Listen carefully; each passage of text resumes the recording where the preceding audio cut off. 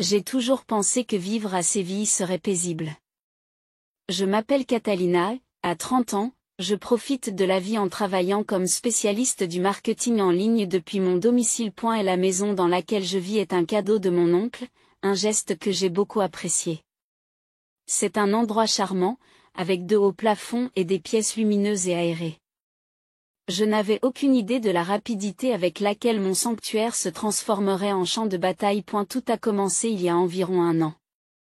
J'étais en plein milieu d'un projet, en train d'élaborer avec soin une campagne publicitaire, lorsque l'on a sonné à la porte. Comme je n'attendais personne, j'ai hésité avant d'aller ouvrir. À ma grande surprise, mes parents, Martha et Juan, étaient là. Ils avaient l'air bouleversés. Catalina, il faut qu'on parle, dit Martha en entrant, la voix teintée d'inquiétude. Bien sûr, qu'est-ce qui se passe? J'ai demandé, en essayant d'évaluer leur humeur.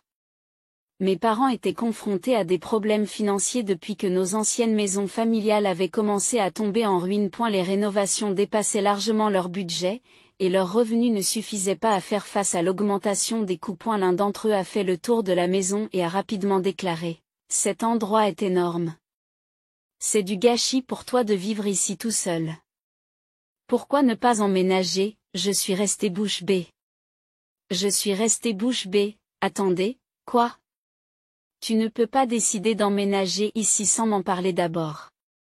J'ai ma propre vie et mon propre travail à prendre en compte, ai-je protesté. Ton père et moi n'avons pas d'endroit où aller.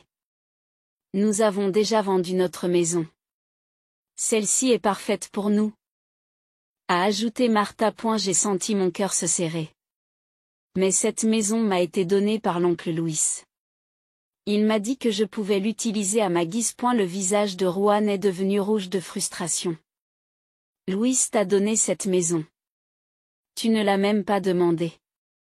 Tu as profité de la situation. Ce n'est pas vrai, ai-je rétorqué. J'ai simplement eu une conversation avec l'oncle Louis et il me l'a offerte. Ce n'était pas une combine. Malgré mes protestations, mes parents avaient déjà pris leur décision. Ils prévoyaient d'emménager dès le week-end suivant. À contre-séure, j'ai accepté de les laisser rester, mais seulement parce que je ne pouvais pas les laisser sans endroit où aller. Le jour de leur emménagement a été chaotique. Il y avait des cartons partout et mes parents semblaient en perpétuel état de mécontentement. Ils ont tout de suite commencé à critiquer mon mode de vie. Catalina, tu as déjà 30 ans. Tu ne crois pas qu'il est temps d'envisager de t'installer et de te marier? Martha m'a demandé un soir, alors que nous déballions nos affaires. Je suis heureuse dans mon travail, ai-je répondu en essayant de garder mon sang-froid. Je n'ai pas besoin d'un mari pour valider mes choix. Regarde ta sœur, Isabelle. L'une d'elles a dit, elle est mariée et travaille dans une entreprise. Tu pourrais apprendre quelque chose d'elle. J'ai soupiré. La vie d'Isabelle n'est pas parfaite non plus. Elle n'est qu'une intérimaire dans un emploi sans avenir. Je n'ai peut-être pas une carrière conventionnelle, mais j'ai du succès. Les yeux de Martha se sont rétrécis. Au moins, elle essaie de fonder une famille. Toi, tu restes à la maison et tu t'amuses sur ton ordinateur. Ces mots m'ont profondément touché, mais j'ai essayé de les balayer du revers de la main. Je savais que leur génération ne comprenait pas tout à fait la nature du travail à distance, mais leur dénigrement constant était blessant. Puis les choses ont empiré. Isabelle, ma sœur cadette, s'est présentée un jour à l'improviste, avec une valise et l'air toujours aussi ébouriffé. Catalina, salut, je suis venue pour rester. Isabelle l'annonce sans préambule. Attends, qu'est-ce qu'il y a? Demandai-je, déconcertée. Je suis en train de divorcer et j'ai besoin d'un endroit où dormir, expliqua-t-elle. Je vais donc rester ici à partir de maintenant. Avant que je n'ai pu dire quoi que ce soit, Isabelle est montée à l'étage et a pris une des chambres d'amis. Ma frustration grandit. Non seulement je partageais ma maison avec mes parents, mais l'arrivée inattendue d'Isabelle rendait les choses encore plus stressantes. Et la tension montait dans la maison. Martha et Juan me comparaient constamment à Isabelle, ce qui était insupportable. Malgré leurs difficultés financières et le divorce d'Isabelle, il me traitait comme si j'étais l'échec de la famille. Pour faire face au stress, j'ai décidé d'adopter un animal de compagnie. Une de mes amies avait un chat persan nommé Luna qui avait besoin d'un nouveau foyer. Luna était la plus adorable des petites créatures et j'espérais qu'elle apporterait un peu de réconfort à ma vie de plus en plus chaotique. Lorsque j'ai ramené Luna à la maison, mes parents et Isabelle ont d'abord été sceptiques. Un chat? Vraiment, Catalina? A demandé Isabelle, l'air dédaigneux. C'est une excellente compagne. J'ai répondu, en ignorant le jugement dans sa voix. Et puis, elle est sous ma responsabilité, pas sous la tienne. L'attitude de la famille à l'égard de Luna s'est adoucie lorsqu'ils l'ont rencontrée. Ils ne pouvaient pas résister à sa douce fourrure et à son doux ronronnement, mais la paix fut de courte durée. Un après-midi, alors que j'étais occupée à travailler, Luna a fait un petit accident sur les vêtements d'Isabelle. La colère d'Isabelle a été explosive. Catalina, comment as-tu pu laisser ton chat faire ça? C'étaient mes vêtements préférés. J'ai essayé d'expliquer que Luna était encore en train de s'adapter à sa nouvelle maison et que les accidents arrivent, mais Isabelle n'a rien voulu savoir. C'est de votre faute. Payez pour le nettoyage, sinon. Cette confrontation m'a ébranlé. Je ne savais pas à quoi m'attendre. La tension dans la maison est devenue insupportable. Au fil des jours, l'hostilité n'a cessé de croître et j'ai eu l'impression que chacun de mes gestes était critiqué. La situation à la maison devenait insupportable. J'avais l'impression que chaque jour apportait un nouveau défi, et j'avais du mal à le relever. Et la colère d'Isabelle à la suite de l'accident de Luna n'a marqué que le début de la tension. Un soir, alors que je travaillais sur une nouvelle campagne de marketing, Martha a fait irruption dans mon bureau. Catalina, il faut qu'on parle, dit-elle, la voix pleine d'irritation. J'ai levé les yeux de mon ordinateur, lasse. De quoi s'agit-il cette fois-ci? C'est à propos des vêtements d'Isabelle, a commencé Martha. Elle n'a pas cessé de se plaindre. Elle a demandé une compensation, et je pense que c'est juste. J'y ressens une pointe de frustration. J'ai déjà expliqué que Luna s'habitue encore à son nouvel environnement. Il y a des accidents. Je ne suis pas responsable du remplacement des vêtements d'Isabelle. Roanne, qui s'était tenue dans l'embrasure de la porte, acquiesça. Catalina, tu aurais dû être plus prudente. Ce n'est pas comme si nous pouvions nous permettre de remplacer sans cesse les vêtements. J'ai essayé de rester calme.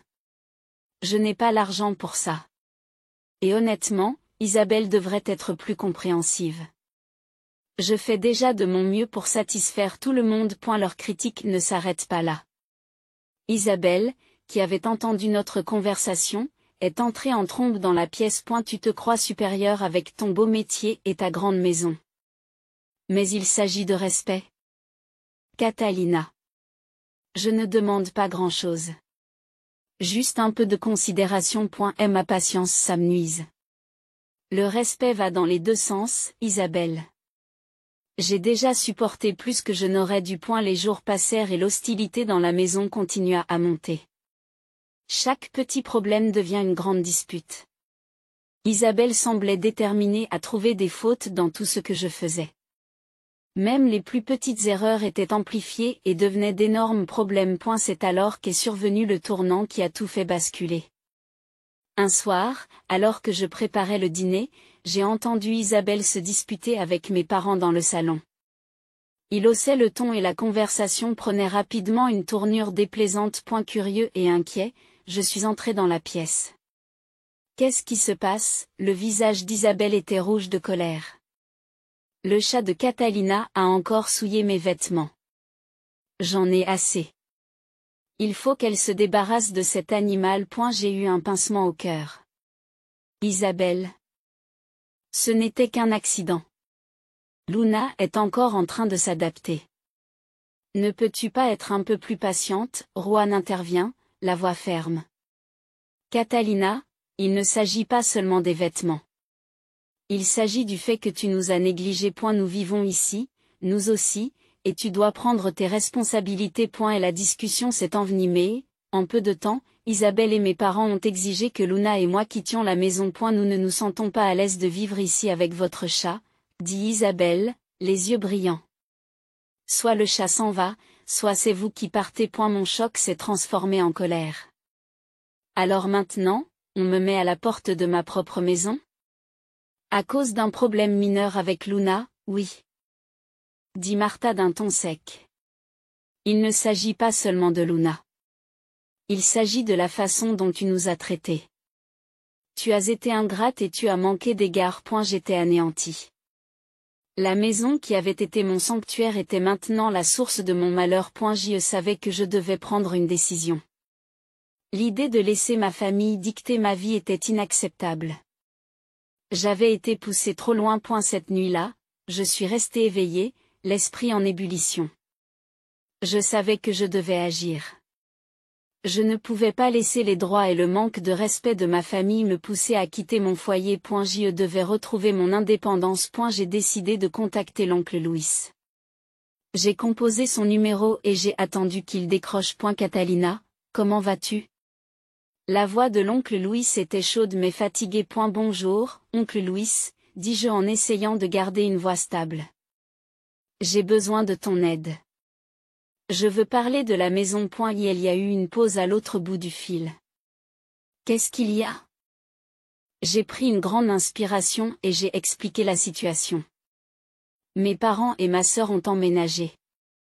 Et les choses sont devenues très difficiles. Ils exigent maintenant que Luna et moi partions. Je ne sais pas quoi faire. Je suis désolé d'entendre ça, dit l'oncle Louis avec sympathie. Si tu veux, je peux te transférer officiellement le titre de propriété de la maison. Tu pourras faire ce que tu as à faire. Cette offre était une bouée de sauvetage. L'offre est une bouée de sauvetage, oui, s'il vous plaît. Je pense qu'il est temps que je change quelque chose. Les jours suivants ont été un véritable tourbillon. J'ai travaillé avec l'oncle Louis pour mettre de l'ordre dans les papiers. Le titre de propriété m'a été officiellement transféré, ce qui m'a donné le pouvoir de prendre des décisions concernant la propriété. En signant les documents finaux, j'ai ressenti un étrange mélange de soulagement et d'appréhension. La maison m'appartenait désormais officiellement. Mais la véritable épreuve restait à venir. Et la confrontation avec ma famille était loin d'être terminée, et je savais qu'il serait difficile de résister à leurs exigences et de tenir bon. Et la tension dans la maison était palpable. Chaque coin de rue semblait résonner d'un ressentiment inexprimé. Les plaintes d'Isabelle étaient devenues un rituel quotidien, et mes parents ne valaient pas mieux. J'avais l'impression que ma maison était étouffée par leur colère et leurs exigences. Le lendemain du transfert de la maison, j'ai décidé qu'il était temps d'informer ma famille de ce qui se passait. Je les ai réunis dans le salon, avec un mélange de nervosité et de détermination. Luna, mon fidèle chat persan, s'est assise à côté de moi, sentant le changement d'atmosphère. Tout le monde, il faut que je vous parle. J'ai commencé en essayant de garder une voix stable. J'en ai assez de la façon dont les choses se passent. J'ai contacté l'oncle Louis. Et la maison est maintenant officiellement à moi. Le visage de Martha est devenu pâle.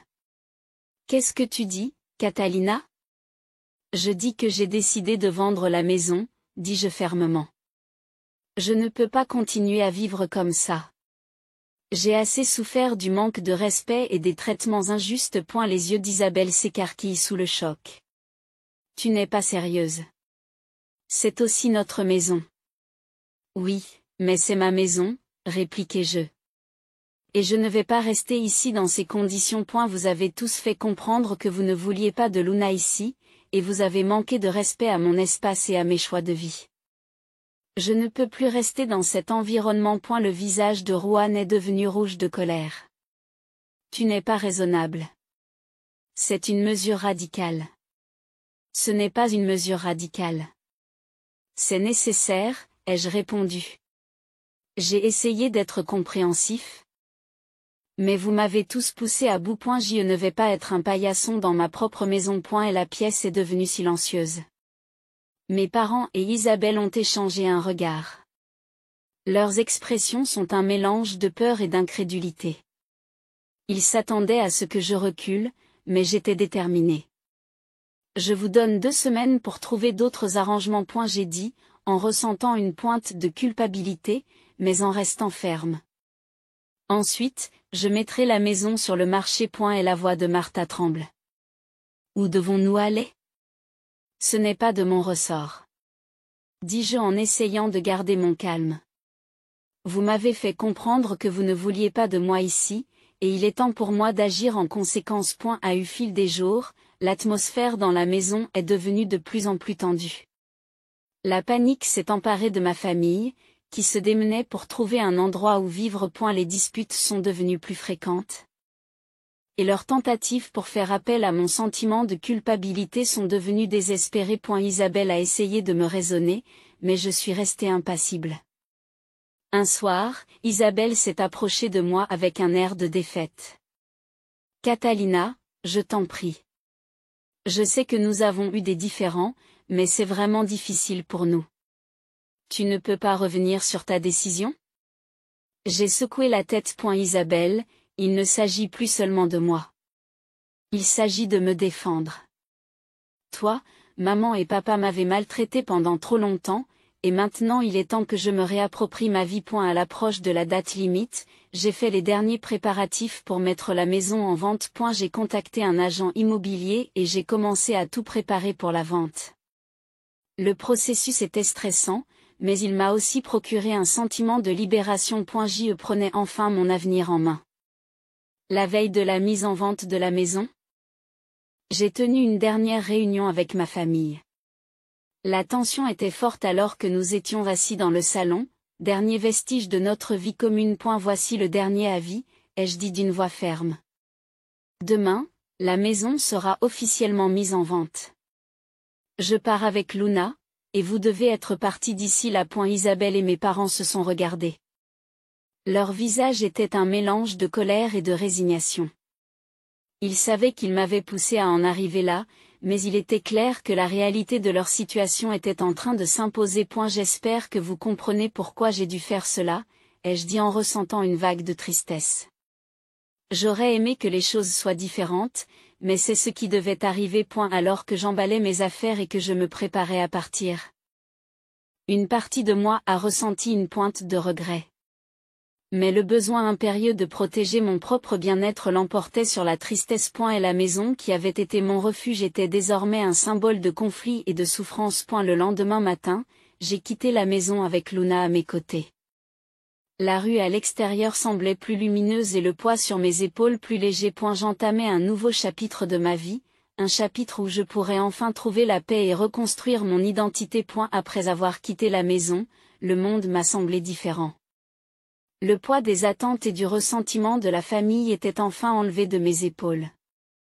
Je suis arrivée dans mon nouvel appartement à Séville, un endroit confortable, accueillant pour les animaux et à l'atmosphère chaleureuse. Luna a semblé sentir le changement, elle aussi. Ses ronronnements satisfaits remplissant l'espace tranquille. J'ai passé les premiers jours à déballer mes affaires et à installer ma nouvelle maison. L'appartement était petit mais baigné de lumière, et j'ai rapidement eu l'impression d'être dans un sanctuaire. Luna s'est facilement adaptée à son nouvel environnement, trouvant ses endroits préférés et se blottissant dans les coins les plus ensoleillés.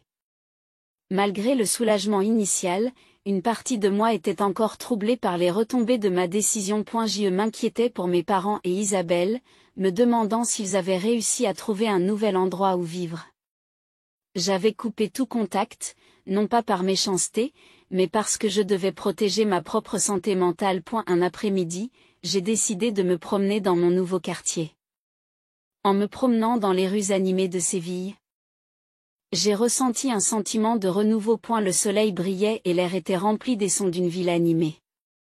Pour la première fois depuis longtemps, j'ai ressenti un véritable sentiment de liberté. Quelques jours plus tard, j'ai reçu une lettre de mon ancienne maison, livrée par un ami commun.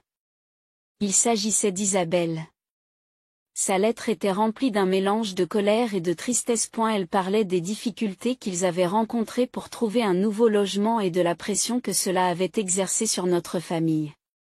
Elle exprimait son regret et son espoir que nous puissions un jour nous réconcilier. En lisant la lettre, j'ai ressenti un élan d'empathie. Malgré tout, je ne pouvais pas ignorer que les liens familiaux étaient toujours présents, même s'ils étaient distants du point cependant, je savais que la réconciliation ne se ferait qu'avec le temps et peut-être avec un peu de compréhension de part et d'autre. Pour l'instant, je devais me concentrer sur la reconstruction de ma propre vie et trouver ma propre voie. À fur et à mesure que les semaines se transformaient en mois, je m'installais dans ma nouvelle routine. Mon travail de spécialiste en marketing en ligne a continué à prospérer et Luna est restée une présence réconfortante dans ma vie. L'appartement, autrefois symbole de changement et de défi, est devenu un lieu de paix et de bonheur. J'ai trouvé de nouveaux amis dans la ville et j'ai commencé à explorer la riche culture et l'histoire de Séville. Ma vie commençait à s'épanouir d'une manière que je n'avais pas imaginée. J'ai également commencé à faire du bénévolat dans un refuge local pour animaux, trouvant de la joie à aider d'autres animaux de compagnie et leurs propriétaires. En réfléchissant à mon parcours, je me suis rendu compte que ma décision de prendre ma vie en main était la bonne. Il ne s'agissait pas seulement de me venger. Il s'agissait de retrouver mon identité et de trouver un moyen de vivre de manière authentique. Cette expérience m'avait appris l'importance de se défendre et de fixer des limites, même avec les personnes qui nous sont chères. En regardant Luna jouer au soleil, j'ai ressenti une profonde satisfaction. Ma vie n'était plus définie par les conflits et le manque de respect du passé. J'en étais sortie plus forte et plus consciente de moi-même, prête à embrasser tout ce que l'avenir me réservait. L'histoire de Catalina, marquée par le conflit et la résolution, met en lumière la complexité des relations familiales et l'importance du respect de soi. Le passage des conflits à la responsabilisation n'a pas été facile, mais il a conduit à un nouveau départ, où la paix et l'épanouissement personnel étaient enfin à portée de main.